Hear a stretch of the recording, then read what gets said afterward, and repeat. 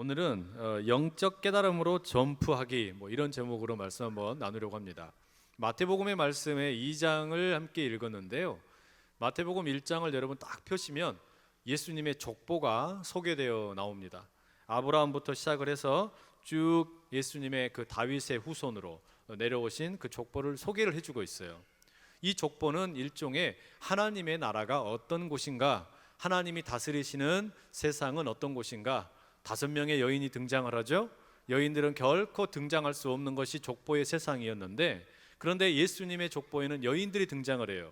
하나님의 나라는 그렇게 연약한 자들이, 또 보잘것없는 자들이 대우받고 아름답게 쓰임받는 곳입니다. 그래서 아름다운 그 1장에는 하나님의 나라에 대한 이야기가 잔뜩 나오죠. 그리고 2장을 시작하는 내용이 오늘 우리가 읽은 내용인데요. 2장을 시작하면요, 하나님의 나라가 딱 끝나고 이제 2장의 1절부터는 하나님의 나라가 아니라 사탄의 나라는 어떤 나라인지를 우리에게 들려줘요. 하나님이 다스리시는 나라가 아니라 이 사탄이 다스리는 나라, 이 악이 다스리는 나라, 이런 나라는 어떤 것인지를 우리에게 들려주고 있습니다. 자, 그러면 이 사탄의 나라는 어떤 나라인지 우리가 좀 생각을 같이 한번 해보려고 합니다. 먼저 우리 1절의 말씀 한번 같이 읽어볼게요. 1절 시작. 헤롯 왕 때에 예수께서 유대 베들레헴에서 나심에 동방으로부터 박사들이 예루살렘에 이르러 말하되. 자, 이 사탄의 나라에 대한 이야기를 들려주려고 그러는데, 당시에 예수님이 태어나던 당시에 이 임금이 헤롯 임금이다라는 것을 먼저 들려주고 있습니다. 그냥 읽으면 헤롯 임금인가 보다 이렇게 하고 끝나지만, 헤롯 임금이 역사 속에서 어떤 인물인지를 가만히 생각을 해보면 상당히 중요한 표현입니다. 왜 그러냐면, 이 헤롯이라는 이름의 뜻은 영웅의 아들, 이런 의미입니다. 아주 좋은 이름이죠. 영웅의 아들, 얼마나 멋있어요. 그런데 이 사람은 지금 유대인들을 다스리고 있지만 사실은 유대인은 아니에요. 헤롯은 유대인이 아닌데 유대인을 다스리고 있는 겁니다. 그러니까 정통성에 문제가 있는 그런 임금이었어요.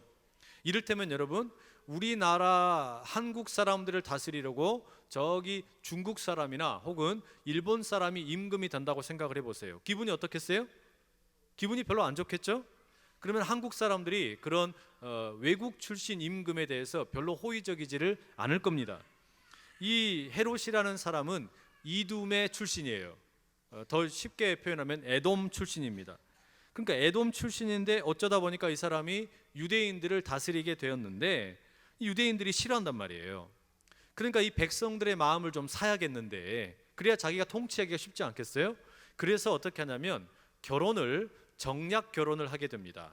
그렇게 해서 누구랑 결혼을 하냐면, 순수한 유대 혈통이었던 하스몬 왕가가 있었는데, 왕족입니다. 하스몬 왕족이라는 출신의 마리암느라는 사람을, 여인을 아내로 맞이합니다. 그래서 이 유대인들로부터 좀 이 호감을 사게 되는 거죠.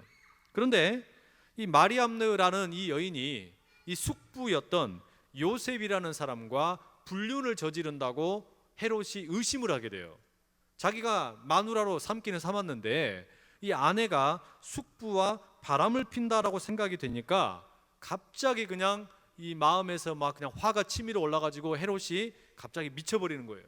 그래가지고서는 숙부도 죽여버리고 자기 아내 그 마리암느도 죽여버려요. 그리고서는 어떻게 하냐, 그 다음에 자기 처가의 식구들을 다 죽여버립니다. 그 마리암느의 남동생, 조부, 모친, 그 다음에 2 아들까지 다 없애버리는 거예요. 어때요? 대단히 잔인한 임금이죠. 아주 잔인한 임금입니다. 여러분, 이게 뭡니까? 하나님의 나라가 아니라 사탄이 다스리는 나라는 이처럼 자기의 어떤 목적, 자기의 야망, 어떤 자기가 원하는 어떤 목표를 이루기 위해서는 사람을 다 잔인하게 죽이기를 망설이지 않는 그런 나라라는 말입니다. 이게 사탄이 지배하는 나라예요. 하나님이 다스리시는 나라에서는 어땠습니까? 창녀도 하나님의 아들의 족보에 들어올 수 있었잖아요. 버림받았던 여인들도 다시 들어올 수가 있었어요. 심지어는 이방 여인이었던 룻도 들어와가지고 예수님의 족보에 들어왔단 말이에요. 그런데 하나님의 나라가 아니라 사탄의 나라는 사람들을 다 자기의 목표를 위해서 죽이고 없애버리는 그런 나라라는 말이에요. 궁전은 화려할지 모르지만 그 화려한 궁전에서는 언제나 암투와 비리가 날아다니는 아주 지저분한 곳이란 말입니다. 이게 여러분 마태복음 1장에 나타났던 하나님의 나라의 모습과 마태복음 2장에 시작하면서 보여주는 이 사탄의 나라의 대조적인 모습입니다. 여러분, 이게 예수님 당시에만 이런 게 아닙니다. 우리는요, 예수님을 믿는 그리스도인으로 부름받아 가지고 살고 있는 거 아닙니까? 우리 자녀들도 그리스도인 가정에서 태어난 크리스찬들이에요. 그러면 우리도 하나님의 나라를 세워가려고 그러는데, 그러면은 하나님의 나라를 살아가려고 그러면 이게 쉽겠습니까? 절대 쉽지 않아요. 사탄의 나라의 이 방해와 어려움이 늘상 따라다니기 마련입니다. 예수님이 태어날 당시에 헤롯이라는 임금이 있었던 것처럼 우리의 세대에도, 또 우리 자녀들의 세대에도 우리가 하나님 뜻대로 사는 것을 방해하는 또 다른 헤롯이 참 많다는 이야기예요. 그런 헤롯들과의 싸움에서, 이 선한 싸움에서 능히 승리할 수 있기를 간절히 축복합니다. 그 두 번째, 이런 맥락에서 이제 2절과 3절을 한번 같이 읽어볼게요. 마태복음 2장 2절과 3절입니다. 함께 읽습니다. 시작. 유대인의 왕으로 나시니가 어디 계시냐? 우리가 동방에서 그의 별을 보고 그에게 경배하러 왔노라 하니 헤롯 왕과 온 예루살렘이 듣고 소동한지라. 여러분, 이게 무슨 이야기냐면 사탄의 왕국이 있는데, 사탄이 다스리는 나라가 있는데, 이 나라는 하나님이 이 세상을 다스립니다라는 이 복음의 메시지를 들으면 소동이 일어나요. 하나님이 이 세상을 다스리십니다, 이 메시지가 들려지면 세상에 소동이 일어난다는 거예요. 세상이 그 메시지를 들으면 막 벌벌 떨게 되는 겁니다. 지금 이 이야기도 그런 겁니다. 동방에서부터 박사들이 예루살렘으로 왔습니다. 그리고 이 사람들은 지금 예수님이 태어나신 곳을 찾아가려고 그래요. 아마 이 사람들은 별을 보고 쫓아온 걸 보니까 점성술사처럼 보여요. 그런데 이들이 왜 궁전으로 갔겠어요? 왜 헤롯 임금이 있는 곳으로 갔겠어요? 자기들이 생각할 때는 이 별은 분명히 지금 어떤 훌륭한 임금이 태어나는 것을 보여주는 것인데, 임금은 궁전에서 태어나니까, 왕궁에서 태어나니까 거기에 있겠지, 이런 자연스러운 생각 때문에 헤롯 임금이 있는 궁전으로 갔습니다. 그런데 이 동방 박사들의 방문 때문에 헤롯 왕과 예루살렘 도시 전체가 엄청난 소동이 일어난 거예요. 동방 박사들이 와서 뭐라 그래요? 유대인의 왕으로 나시니가 어디 있습니까? 이렇게 물은 거예요. 그러니까 이 헤롯 임금이 갑자기 그냥 빡 돌아버린 거예요. 내가 임금인데 무슨 유대 임금이 또 있냐? 이스라엘 임금이 또 있냐? 이렇게 돼가지고 지금 헤롯 임금은 자기의 이 왕좌가 흔들릴까봐 겁이 나가지고, 그게 걱정이 돼가지고 지금 소동이 나타나게 된 거고, 예루살렘은 그럼 왜 소동이 일어났을까요? 다른 이유가 아니라 자기들이 지금까지 저 헤롯이라는 임금이 해왔던 이 어떤 다스리는 모양을 봤거든요. 보니까는 저 헤롯 임금이 아주 미치광이에요. 잘못 건드리면 사람들 다 죽여버리는 거예요. 그런데 동방의 박사들이 와가지고 유대인의 임금이 어디 있습니까? 이렇게 이야기하니까 백성들이 벌써 낌새를 챈 겁니다. 저 이야기 임금이 들으면 큰일 나는데, 저 임금이 지금 저 이야기 듣고 가만히 있지 않을 건데, 겁이 나니까 예루살렘 도시 전체가 피해를 입을까봐 지금 걱정이 된 겁니다. 여러분, 이게 무슨 이야기냐면 우리가 믿는 복음은 세상을 소동하게 만드는 겁니다. 우리가 믿는 복음은 세상 속에 들어가면 세상 자체를 막 뒤집는 거예요. 가만히 놔두지를 않아요. 우리가 찬양을 이렇게 열심히 했잖아요. 우리가 하나님을 찬양하고 예수님을 높여드리고 성령님을 능력을 의지해서 기도하고 찬양을 하면, 우리가 이렇게 기도하게 되면은 세상을 다스리고 있는 사탄이 기분 나빠하는 거예요. 벌벌 떠는 거예요. 소동을 일으키는 겁니다.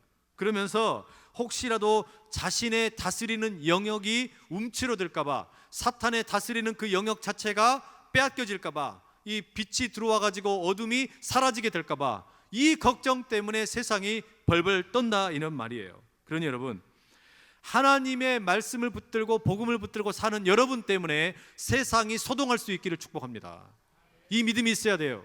우리 다음 세대들, 장년들, 또는 연세가 많으신 분들, 여러분들이 들어가는 것이면 세상에 소동이 일어나는 겁니다. 세상에 복음 때문에 소동이 일어나는 거예요. 하나님이 이 세상을 다스리신다는 그 메시지 때문에, 복음 때문에 세상이 발칵 뒤집히는 메시지, 이게 크리스마스의 메시지이고 오늘 우리가 믿는 복음의 능력이에요.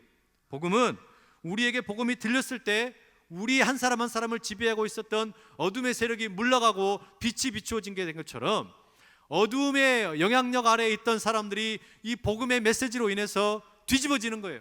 세상이 막 소동을 일으키고 요란스러운 일들을 겪게 된다, 이런 말입니다. 그러니 복음 앞에서 지금 세상이 잠깐 미쳐 날뛰는 것처럼 보이고 소동하는 것처럼 보이지만 결국에는 하나님의 통치가 온전하게 서게 될 줄로 믿습니다. 이걸 위해서 우리가 함께 기도하는 거예요. 우리를 통해서 세상에 요동스러운 일들이 이루어지다가 그것이 결국은 하나님의 통치로 잠잠해지는 것, 결국은 내가 거하는 곳곳마다 하나님의 나라의 영토의 확장을 위한 그 어떤 일들이 날마다 펼쳐져 가야 되는 거예요.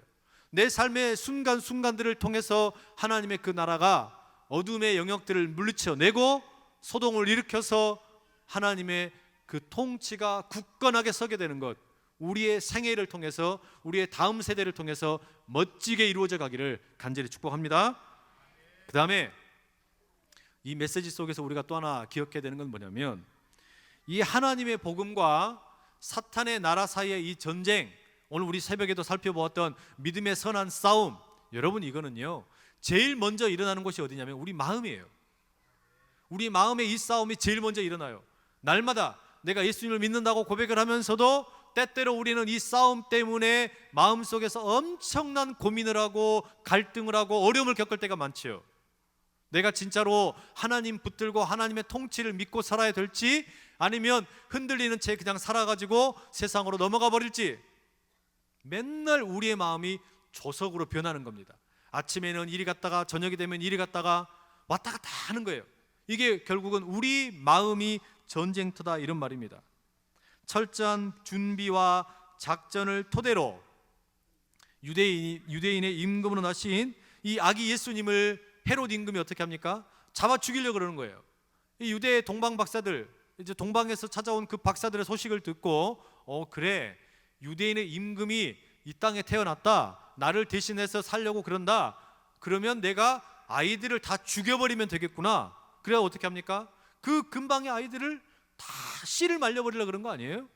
이런 일이 여러분 우리 마음에도 있다는 거예요. 우리 마음에서부터 이런 전쟁이 시작이 된다는 거 아닙니까?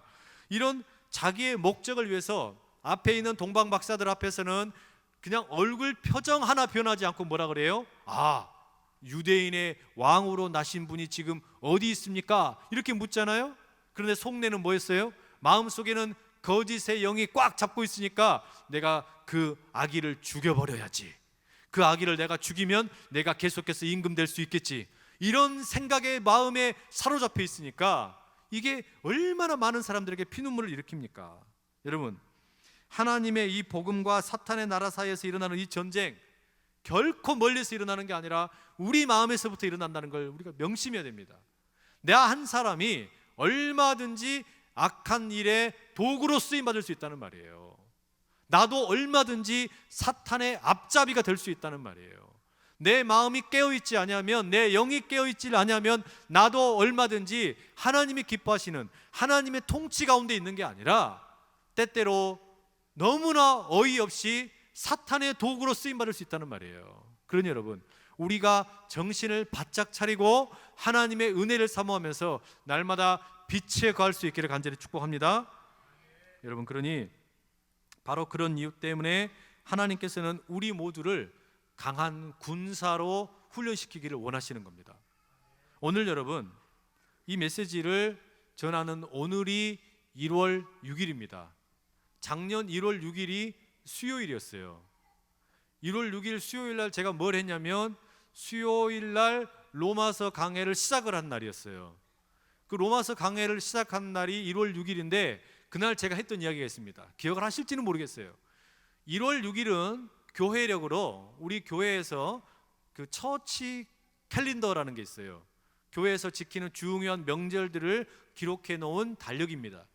1월 6일을 가리켜서 주현절이라고 불러요. 에피파니라고 그래요. 부활절은 해마다 바뀌지만 주현절은 고정되어 있어요. 주님의 현현을 보았다, 뭐 이런 의미입니다. 이것이 서방 교회 전통에서는 1월 6일이고 동방교회 전통에서는 1월 19일이에요. 그런데 1월 6일 이 주현절을 에피파니라고 부르는데 이게 무슨 의미냐면요, 갑작스러운 나타남, 갑작스럽게 깨달음, 갑작스럽게 이해함, 이런 의미입니다. 예를 들면 이런 거예요. 그때도 제가 했던 이야기 똑같이 해드릴게요. 고대 그리스의 유명한 철학자이자 수학자 중에 아르키메데스라는 사람이 있었어요. 근데 이 사람이 자기가 섬기는 임금으로부터 어떤 제안을 받습니다. 임금이 뭐라 그러냐면 이 왕관을 만들었는데 이 왕관이 진짜로 금으로 만들어진 것인지 불순물이 섞여진 것인지를 알 수가 없다. 그러니 아르키메데스 네가 한번 확인을 좀 해봐라, 이런 부탁을 받은 거예요. 그래가지고 아르키메데스가 이걸 어떻게 연구를 할까 골똘하게 고민하다가 머리 싸매고 계속 날마다 연구를 하다가 머리 좀 식힐 겸 백두산 랜드 사우나에 좀 간 겁니다.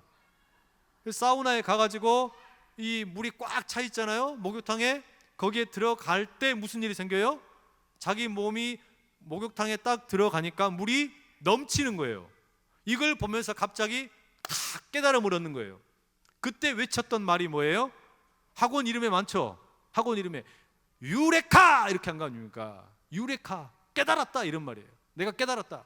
이게 뭐 복잡한 이야기는 다 던져버리고, 여하튼 이거를 이 어떤 불순물인지 아니면은 이게 완전히 순금인지 이걸 가지고 측정을 할 수 있겠구나, 뭐 이런 걸 깨닫게 된 거예요. 그게 유레카예요. 불교에서는 이걸 뭐라고 불러요? 도노라고 불러요. 도노. 갑작스러운 깨달음, 이렇게 부르는 거예요. 갑자기 이 도를 깨달았다, 인생의 길을 깨달았다, 그래서 도노라고 그래요. 그런데 이 별안간 깨달음, 이거를 우리 교회에서는 뭐라고 부른다고요? 에피파니라고 부르는 거예요. 주현절에 쓰는 말이에요. 이게 1월 6일은 왜 1월 6일이라고 그러냐면 예수님이 하나님의 아들이심을 별안간 깨달았다, 이런 말입니다. 깨달음은 깨달음인데 어떤 깨달음이냐면 예수님이 그냥 사람인 줄 알았는데 알고 보니까 그냥 사람이 아니고 하나님의 아들이심을 깨달았다, 이런 말이에요. 근데 이 전통이 두 가지예요. 서방교회 전통이 있고 동방교회 전통이 있어요. 서방교회는 그러니까 로마를 통해서 우리도 서방교회 전통의 영향을 받은 겁니다. 그래서 우리는 1월 6일을 매년 주현절로 지켜요. 그런데 왜 서방교회에서 그러면 1월 6일을 지키냐? 이날이 성탄절 12월 25일 지난 다음에 정확하게 12일이 지난 날짜입니다. 12일이 지나는데 이때를 보통 이 초대교회 전승상 뭐라 그러냐면 이 동방에서 온 이 박사들 있죠? 동방 박사들이 예수님을 방문하고 기뻐했던 날로 기억하는 거예요. 그러니까 동방 박사들이 와가지고 처음에 임금에 있는 헤로드 임금에게 가서 뭐라 그랬어요? 유대인의 왕으로 나시니가 어디 있냐, 이렇게 물었잖아요. 그 질문을 던지고 헤매다가 찾아가는 것이 바로 예수님이 계신 곳인데, 그냥 아이인 줄 알았더니 그냥 갓난 아이, 사람인 줄 알았는데 알고 보니까 하나님의 아들이었구나. 동방 박사들이 그걸 깨달은 거예요. 그래서 어떻게 됩니까? 꿈에 현몽을 받고 헤롯 임금에게로 가지 말고 그냥 다른 길로 돌아서 가라, 안내를 받게 되잖아요. 이 깨달음을, 이걸 우리가 주현절이라고 부른단 말이에요. 근데 이거를 동방교회에서는 1월 19일로 지켜요. 왜 1월 19일로 지키냐면 이때는 이 동방의 전통에서는요, 이 날짜가 무슨 날이냐면은 그 마태복음 뒤에 나오는 내용이 있어요. 예수님께서 세례를 받으신 내용. 예수님이 세례 요한에게 요단강에서 세례를 받으시는데 물속에, 그때는요 물 찔끔찔끔 이렇게 막 뿌리는 게 아니에요. 막 성부와 성자와 성령아 이렇게 성령으로 세례를 주너라, 물을 뿌려서 세례를 준 게 아니라 강 속에 들어가 가지고 바깥다리를 걸어서 확 엎어버리는 거예요. 그래가지고는 물속에 확 집어넣어가지고 꼴가닥 할 때까지 기다렸다가 확 이렇게 세우는 거예요. 왜요? 물속에서 넌 완전히 죽었다, 그랬다가 다시 살아났다, 이렇게 이야기하는 거예요. 그게 세례였단 말이에요.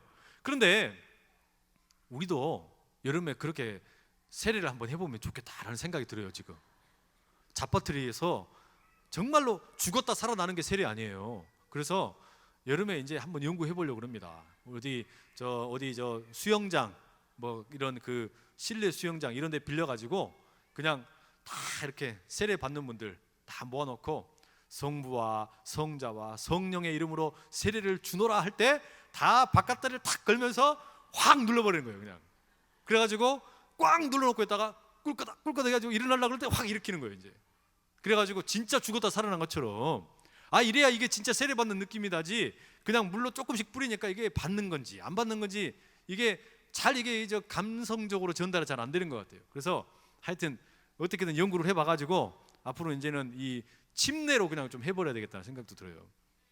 아멘.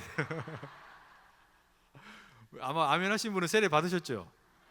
나는 했다 이거야. 나는 세례 받았으니까 괜찮고 앞으로 받을 분들은 각오하시라 이거 아니에요. 우리 헌법에, 초홍의 헌법에 세례를 줄 때 그렇게 뿌리는 것도 되고 또 이렇게 침례도 가능하게 이렇게 되어 있어요. 근데 별로 많이 다른 교회에서 잘 안 하거든요. 근데 이게 참 이게 오래 기억에 남아요. 이런 침례하는 게. 여하튼 예수님께서 그렇게요 요단강에서 세례 요한으로부터 세례를 딱 받고 올라올 때 무슨 일이 있었습니까? 하늘에서 음성이 들리는 겁니다. 하늘이 딱 갈라지더니 음성이 들리는데 뭐라 그래요? 이는 내 사랑하는 아들이요 내 기뻐하는 자다. 여러분 이 음성을 들을 때 사람들이 뭘 깨닫는 겁니까? 아, 저 양반이 우리 동네 저 목수 아들인 줄 알았더니 아니네, 하나님의 아들이야? 이걸 깨달았다는 거예요. 이게 주현절이에요. 그러니까 주현절이라는 것은 갑작스럽게 깨닫는 거예요. 예수님은 나는 그냥 4대 성인인 줄 알았는데 우리 자녀들이 학교에서 배우면 맨날 그래요. 예수님은 4대 성인이라고. 누구입니까? 네? 부처님이랑 마호메트랑 또 누구예요? 누구죠? 소크라테스인가요? 모르겠다. 하여튼 4명 중에 1명이에요. 하여튼 근데 가르칠 때 그렇게 가르친단 말이에요. 그럴 때는 이게 예수님이 뭡니까? 사람이에요. 사람. 그렇게 교회에서 가르치는 게 아니라 학교에서 가르칠 때는 예수님은 사람이에요. 그냥 훌륭한 윤리의 어떤 스승, 이 정도에 머물러 있단 말이에요. 그런데 이 주현절, 오늘이 무슨 날이에요? 오늘이 주현절이에요. 서방교회 전통의 주현절. 주님이 현현하셨다 이거예요. 주님이 나타나셨다 이거예요. 예수님이 그냥 사람 4대 성인이 아니라 진짜 하나님의 아들로 이 세상에 우리를 구원하러 오신 구원자 메시아이심을 경험한 날짜다 이 말이에요. 그걸 깨달은 날짜가 에피파니, 이게 주현절이라는 말입니다. 여러분 이게 왜 중요할까요? 이게 왜 중요하냐면요, 우리가 주현절이 될 때마다 계속해서 기억을 해야 될 게 있어요. 과연 나에게는 예수님이 진짜로 하나님의 아들이시냐, 나에게는 진짜로 이 예수님이 사람의 아들이 아니라 하나님의 아들, 구원자이시냐, 메시아이시냐, 이게 진짜로 내 안에서 경험이 있냐 이거예요. 인류의 역사는 우리가 뭐라고 부릅니까? 비포 크라이스트와 안노 도미니로 나눈단 말이에요. 예수님의 오시기 전의 역사와 예수님이 오신 이후의 역사로 세상의 역사는 구분됩니다. 그런데 이 세상에 흘러가는 역사의 시간만 그렇게 나눌 것이 아니라 내 한 사람의 역사도 그렇다는 겁니다. 우리의 생애가 뭐 80세를 살든지 90세를 살든지 100세를 살든지 몇 년을 살았든지 간에 진짜 중요한 건 뭐예요? 예수님이 진정으로 나의 구원자이심을 내가 깨달았냐, 그 주현절의 경험이 있냐, 이게 중요하단 말이에요. 이거 없으면 80세를 살아도 90세를 살아도 아무 의미가 없어요.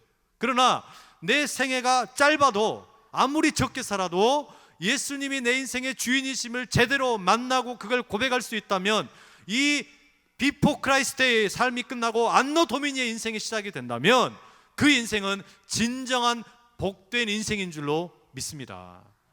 이게 여러분 우리가 붙들어야 될 주현절의 은혜예요. 여러분 이 주현절의 경험 속에서 또 하나 함께 나누기 원하는 게 있어요. 이 에피파니, 이 사탄의 나라, 사탄의 지배를 받는 세상 속에서, 사탄이 지배하고 있는 것처럼 보이는 이 세상 속에서 우리는 하나님이 세상을 다스리고 있다고 믿고 살아가는 사람들 아닙니까? 세상이 사탄이 공중권세 잡은 자가 되어서 지배하고 살아가고 있는 것처럼 보여요. 세상이 그렇게 밝은 것처럼 보이지 않는다는 말이에요. 이러니 우리가 얼마나 마음이 답답합니까? 그런데 우리는 빛 되신 예수님을 모시고 사는 겁니다.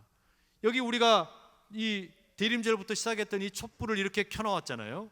하나, 둘, 셋, 넷, 5개, 마지막 성탄절에 5개까지 이렇게 켜놓고 있는 이유가 뭡니까? 어둠을 이기신 예수님, 이거 보여주는 거 아니에요? 예수님은 세상의 어둠을 이기시는 분이다, 이걸 보여주는 건데, 세상의 어둠을 지배하고 있는 이 사탄의 영역 속에서 예수님이 진짜 우리의 빛이 되셔서 이기고 계신다는 걸 우리가 경험을 해야 되는데, 여러분, 이것이 우리 자녀들에게 제대로 경험될 수 있기를 축복합니다. 이 경험이 있어야 돼요. 나아가면요, 이걸 여러분 우리가 참 지혜롭게 경험을 해야 되는데, 무슨 경험이 필요하냐면요, 이런 생각이 듭니다. 지금 우리가 살고 있는 시대를 가리켜 이제 제4차 산업혁명의 시대라고 불러요. 제1차 산업혁명은 그 증기기관의 발명과 함께 시작이 되었죠. 1784년 증기기관의 발명과 함께 시작되었다 그래요. 그리고 제2차 산업혁명은 1870년에 전기가 발명이 되면서 대량 생산을 하게 된 것, 이게 제2차 산업혁명 시대라고 불러요.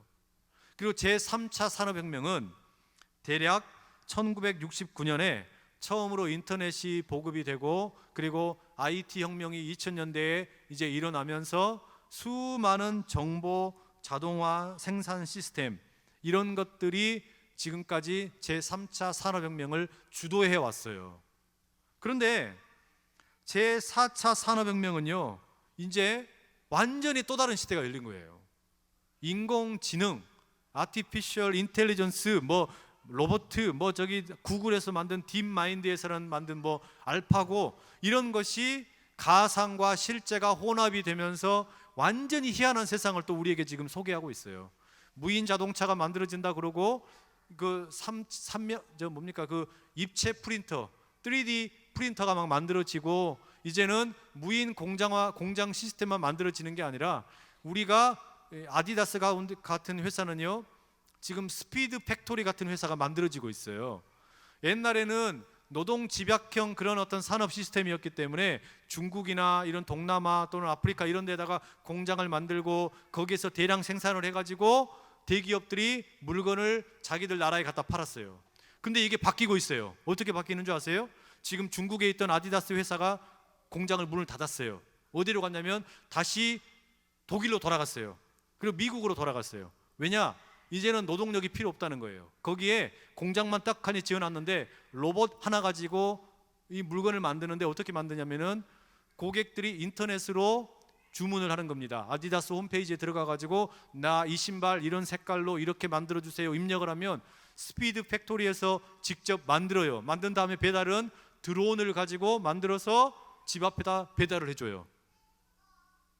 이런 시대가 열리고 있습니다. 독일에서 이게 지금 시범 가동이 되었고, 미국에서는 실제로 이 공장이 지금 이미 만들어졌다는 그런 보고가 들어왔어요. 지금 이런 일들이 막 만들어져요. 무인 자동차가 몇 년 안에 이제 된답니다. 세계 가전 박람회 CES, 이 박람회가 지금 진행이 되는데, 최대 화두가 뭐냐면 자동차, 무인 자동차 시스템 어떻게 돌아갈까, 이런 일들이 막 벌어지고 있어요. 그런데 안타까운 게 뭐냐면, 우리나라가 동력을 많이 뺏겨버린 것 같은 거예요. 본래 우리나라에서 지금 페이스북 이런 게 얼마나 인기가 많습니까? 엄청나게 인기가 많은데, 원래 페이스북의 원조가 우리나라에 있었어요. 원래 페이스북의 원조가 우리나라에 아이러브스쿨이라는 그런 사이트가 있었단 말이에요. 이게 원래 원조예요. 이게 페이스북의 원조예요. 페이스북 시작도 원래 대학교 인터넷 그 네트워크 해놓은 거였는데, 이게 우리나라에 원래 있었는데 규제 때문에 막혀가지고 모바일 인터넷이 허용이 안 돼가지고 이게 퍼져나가지를 못하면서 아이러브스쿨이 완전히 폭락해버리고 망해버렸어요. 지금 여러분, 우리나라의 시가총액 1위 기업이 어딜까요? 대기업 삼성이 제일 높겠죠. 그런데 사실은 그 인터넷 회사 네이버가 아마 시가총액이 제일 높을지도 몰라요. 왜냐하면 우리나라에 상장되어 있는 금액이랑 일본에 올라가 있는 금액 합치면 아마 더 많을 거예요. 인터넷 회사가 이렇게 막 성장을 하고 있어요. 구글이니 마이크로소프트니 인텔이니 이런 회사들 돈 억수로 봅니다. 근데 여러분, 이런 회사들은 지금 이제 완전히 그냥 그 세상을 지배하면서 사물과 인터넷, 가상과 실제가 막 섞어져서 살아가는 그런 세상을 우리에게 막 허락을 하고 있는 겁니다. 연세 많으신 분들에게는 이게 지금 뭔 소린고 싶겠지만, 우리는 1차, 2차, 3차 산업혁명을 순식간에 지나버린 것 같은데 어느새 4차 산업혁명까지 와버린 거예요. 근데 우리 자녀들은요, 앞으로 지금 4차 산업혁명 시대에 살아야 되는데 우리가 지금 먹고 사는 이 밥그릇 가지고 안 된단 말이에요.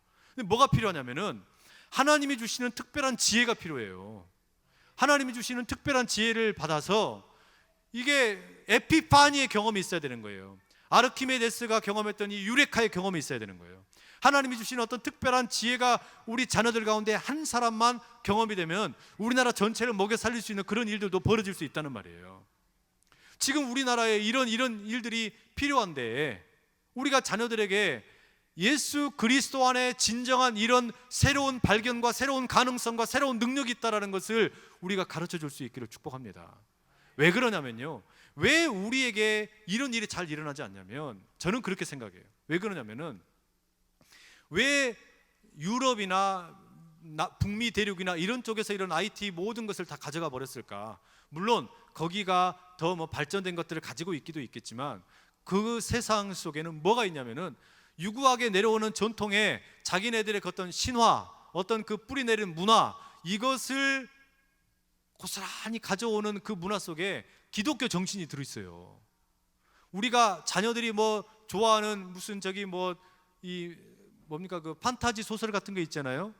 나니아 연대기 같은, 또는 무슨 아이들이 좋아하는 그 무슨 공상과학 영화나 이런 것들 속에 뿌리 깊은 그 문화 속에 뭐가 들어있냐면, 각양각색의 각 민족마다의 뭐가 들어있냐면 신화적인 이야기들이 참 많이 들어가 있어요. 토르, 이런 뭡니까 그 회사 뭐죠? 마블에서 만드는 이런 것들, 이 만화 캐릭터를 만들고 공상과학 캐릭터를 만드는데, 그 속에 그냥 새롭게 만들어진 게 아니라 자기네들이 가지고 있었던 어떤 신화적인 요소들을 결합시켜서 새로운 캐릭터를 만들어내는 거예요. 근데 우리에게서 왜 이게 이렇게 잘 만들어지지 않을까? 창의적인 거라든지 상상력이라든지 이런 것들이 우리 자녀들에게 많이 이렇게 막혀 있는 것 같다는 말이에요. 근데 이걸 어떻게 뚫어줄까? 이게 세상적인 방법으로 뚫어줄 게 아니라 그리스도 우리 주님 안에서 발견되는 진정한 상상력이 우리 자녀들에게 임하면, 진리를 알지니 진리가 너희를 자유케 하리라, 진리를 알지니 진리가 너희를 자유케 하리라는 이 주님의 말씀이 있는데, 이것보다 우리의 자녀들을 더 자극해주고 새롭게 해주는 게 어디 있겠습니까? 그냥 세상이 좋아 보이게 만드는 그런 게 아니라 하나님 보시기에 좋아 보이는 따뜻한 그런 새로운 상상력이 우리 자녀들 세대에 좀 일어나서 우리 민족이 잘 되고, 이 한국 땅이 잘 되고, 우리 안산 땅이 잘 되고, 우리 교회에 속한 자녀들의 삶의 터전이 새로워지는 은혜가 우리 모두 가운데 가득하기를 축복합니다. 여러분, 우리가 이걸 위해 기도해야 되는 거예요. 우리가 우리 자녀들을 위해서 축복을 할 때 우리 자녀 세대에 지금 도대체 무슨 먹거리를 가지고 살 것인지, 땅 파지고 안 되잖아요. 4대강 같은 거 해갖고 안 된단 말이에요. 더 이상 그건 한계가 있는 거예요. 이제 새로운 어떤 먹거리 터전이 필요하단 말이에요. 이거 뭔가 필요할 텐데, 이거 사람밖에 없거든요. 사람의 능력, 사람 안에 있는 하나님이 부어주신 창조적인 지성이 개발이 돼야 되는데, 이거 그러려면은 우리 주님을 자녀들이 제대로 만나야 돼요. 우리는 그냥 경쟁만 시킬 줄 알았지 행복하게 일하는 법을 배우지를 못했잖아요. 그냥 무조건 열심히만 하는 걸 배웠지 즐기면서 하는 걸 배우지를 못했잖아요. 우리 자녀들이 즐기면서 행복하게 일하면서도 얼마든지 정말 멋있게 살 수 있는 그런 세대를 만들어야 되잖아요. 그런 시대가 필요하잖아요. 우리가 경쟁으로 내몰려가지고 나는 여기서 떨어지면 낙오할 거야, 고등학교에서 대학 들어가면 서열 정해져 버리는 이런 문화가 아니라, 하나님 주시는 모든 가지고 있는 각각의 재능이 다르니까 자기들 가지고 있는 그 재능만 잘 개발해도 하나님께서 마음껏 일할 수 있는 그런 아름다운 문화가 자리할 수 있도록, 그런 일들이 우리 자녀들에게 펼쳐질 수 있도록 우리가 우리 자녀들을 축복하고 그런 경제 생태계가 만들어질 수 있도록 우리가 우리 자녀들을 그렇게 축복하고 함께 달려갈 수 있기를 간절히 소원합니다. 여러분, 이게 쉬운 일은 아닐 겁니다. 쉬운 일은 아니지만 그래도 우리가 함께 그렇게 자녀들 축복하면서 기도할 수 있겠으면 좋겠어요. 이게 보면은 유치원 다닐 때는 자녀들을 위해서 여러 가지 다양한 교육을 시켜요. 개발을 시키는 것 같아요. 초등학교 들어가면 부모님들이 벌써 염려를 합니다. 아, 어떻게 이 아이를 이제 선행학습을 시키지? 왜 그래요? 그거를 세상이 짜준 어떤 스케줄대로 만들어 버리는 거예요. 언젠가 그 EBS 이제 어디에서 교육방송에 나오는 걸 보니까 초등학교 1학년인가 2학년짜리 애를 부모가 이 그 과외를 시키는데 학원을 보내는데 10개가 넘게 보내더라고요. 초등학교 1학년짜리 2학년짜리 아이를. 이게 왜 그렇겠어요? 두려우니까 그런 거 아니에요? 불안하니까. 이렇게 안 하면 안 될 것 같다는 생각 때문에 선행학습 시키는 거예요. 영어 시키고 피아노 시키고 뭐 미술 시키고 온갖 것 다 시키는 거예요. 그런데 이 아이에게는 정작 뭐가 없냐면 놀 시간이 없는 거예요. 언제 놀지? 여러분, 애들이 땅 파면서 좀 놀아야죠. 지렁이도 좀 만져보고 구더기도 먹어보기도 하고. 먹으면 안 되나요? 뭐 그러면서 이 아이들이 자연과 보타면서 살 줄도 알아야 되고, 그 자연 속에서 하나님이 주신 세상 속에서 상상력이 거기서 개발이 돼야 되는데 애들이 뺑뺑이만 돌고 있는 거예요. 학원 차만 타고 다니다가 끝나버리는 거예요. 그러니 어디에서 이게 도대체 창의력이라는 게 나오겠어요? 제 자녀들과 함께 미국에서도 잠깐 살고 캐나다에서 사는데요, 이 아이들 학교 보낼 때 다른 거 없었어요. 애들 무슨 과외 시키는 것도 하나도 없고 학원 보내는 것도 없고 하나도 없어요. 그냥 애들 밖에서 맨날 뛰어노는 거예요. 저렇게 해도 괜찮나 싶을 정도로 너무너무 많이 그냥 뛰어노는 거예요. 그냥 어디 거의 그냥 무슨 이 완전히 그냥 벌거숭이처럼 막 그냥 뛰어다니는 거예요. 애들이 맨날 눈 오면 눈밭에서 뒹굴고 다니고, 비 오면 비 온 대로 맞고 다니고, 장화 신고 다니고, 이러면서 그냥 철벅철벅 다니면서 그 속에 아이들이 자연과 함께 버타면서 살고, 거기에서 이 세상이 얼마나 아름다운지 자연을 관찰하고 이런 걸 배우는데, 우리 자녀들이 언젠가부터 이 잿빛 회색 도시 속에 가로잡혀가지고요, 그 속에 사로잡혀서 살고 있는 거예요. 이게 너무 안타까운 거예요. 여러분, 우리가 이 교회에서 자녀들에게 주기 원하는 거, 부모가 자녀들에게 가르쳐 주는 거, 부모님들 세대는, 여러분들 부모님 세대는 그렇게 안 사셨잖아요. 봄 되면은 올라가가지고 막 그냥 풀 뜯어먹고 꽃 뜯어먹고 철쭉 뜯어먹고 그러지 않으셨어요? 더덕 해먹고 몰래 서리도 해먹고 수박 서리하다가 걸려가지고 손 들고 서 있고 그러지 않으셨어요? 그런 시대를 사셨잖아요. 밖에 나가가지고 네잎클로버 찾아서 이 뭐 손가락에다가 반지도 만들어서 끼고 다니고, 이런 세대를 살았는데 어쩌다 보니까 그런 감성이 모두 다 사라져 버리는 거예요. 감성마저도 주입시키려는 세대가 되어버렸단 말이에요. 여러분, 우리가 예수 안에서 진정한 우리 자녀들에게 보여줄 수 있는 거 큰 거 아닙니다. 뭐 대단한 거 아닙니다. 본래 지음 받은 대로 자연에서 뛰어놀면서, 그러면서 세상을 넉넉히 뛰어넘을 수 있는 창의적인 지성이 우리 자녀들에게 허락될 수 있기를 간절히 축복합니다. 우리 이거 믿고 나가야 돼요. 이거 믿고 나가야 돼요. 이거를 믿지 못하면 어떻게 우리 살겠습니까? 저희 딸이 중학교를 입학을 했는데요, 입학했을 때 1년 동안 지네 엄마가 한 번도 학교를 안 갔어요. 그리고 이제 이쪽으로 전학을 오게 되니까 학교에 가가지고 처음으로 선생님을 만났습니다. 그랬더니 선생님이 뭐라고 그런 줄 아세요? 아니, 한 번도 안 오고 이제 처음 오는 경우는 거의 없었다는 거예요, 학부모님이. 근데 제 아내가 뭐라고 그러냐면은, 그 학교에서 알아서 가르칠 건데 그거 당연한 거 아닌가요? 근데 그게 당연하지 않은 세대가 되어버렸어요. 어머니들이 학교에 너무 자주 가요. 그러죠? 심지어는 그런 이 어떤 어머니들의 열성이 무슨 일까지 생기냐면은, 회사를 다니다가 회사 그만두는 걸 어머니가 사표를 제출해 주는 거예요. 와, 이러지는 말아야죠. 그죠? 우리 자녀들이 자립할 수 있도록 스스로 영적으로도 또 재정적으로도 스스로 자립할 수 있는 독립심을 키워줘야 되잖아요. 우리가 그런 자녀들 키워가기 위해서 어떻게 하면 좋을지 함께 힘써 고민하면서 우리 스스로 그 하나님께서 기뻐하시는 방향으로 자녀들을 키워갈 수 있도록 우리 그런 마음의 다짐과 주님이 기뻐하는 그런 부모 세대 될 수 있기를 간절히 축복합니다. 아멘. 우리 시간에요, 같이 함께 먼저 찬양하도록 하겠습니다. 우리 찬양할 텐데, 우리 찬양하실 때 하나님, 우리가 주님이 기뻐하는 교회 세워가고 우리가 사용이 되어서 하나님의 은혜를 드러낼 수 있기를 원합니다. 우리 그런 마음으로 우리를 사용하소서 함께 먼저 함께 찬양하겠습니다.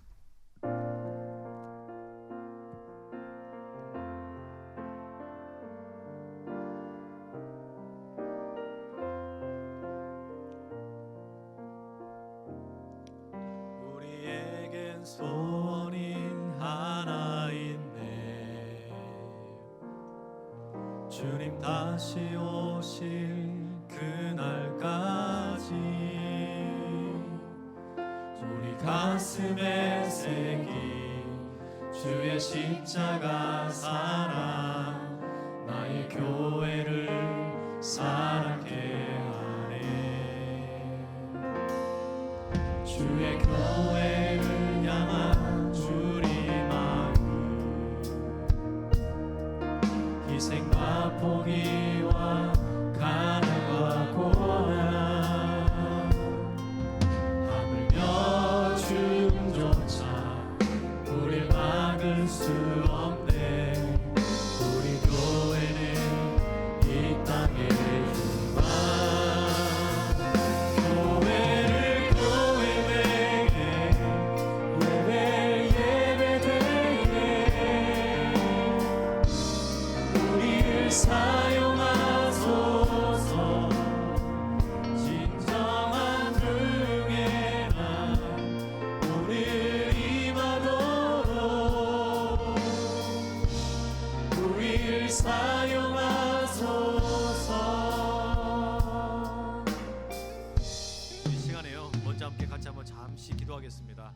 한 1분 정도만 같이 기도하는데요. 하나님, 우리가 이 시간에 함께 모인 이유는 교회가 교회다워지고 교회에서 우리가 진정 하나님이 기뻐하시는 하나님의 나라를 세워가며 이 땅을 지배하고 있는 어둠의 세력을 물리치고 빛 되신 주님을 증거하며 나가기를 원하여 우리가 이 자리에 함께 모여서 예배하고 찬양하고 기뻐하며 나가는데, 주님, 우리 모두의 마음이 하나가 되어서 우리 모두를 주님의 마음으로 모아주시고 교회가 교회되게 하여 주시고 하나님의 마음으로 흡족하여지는 우리의 삶이 되게 하여 주시옵소서. 우리 그런 마음의 고백을 가지고 이 시간에 먼저 함께 같이 한번 주여 힘있게 세 번에 찍어 기도하며 나갑니다. 주여, 주여, 주여.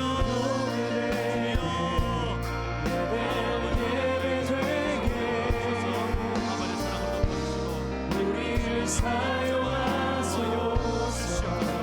우리 하나님의 사랑으로 모든 부르는 시간에 주셔서 아버지의 교회가 세상의 어둠을 이기고 빛이 되어서 살아가는 우리를 살리는 이 마음에 하소서.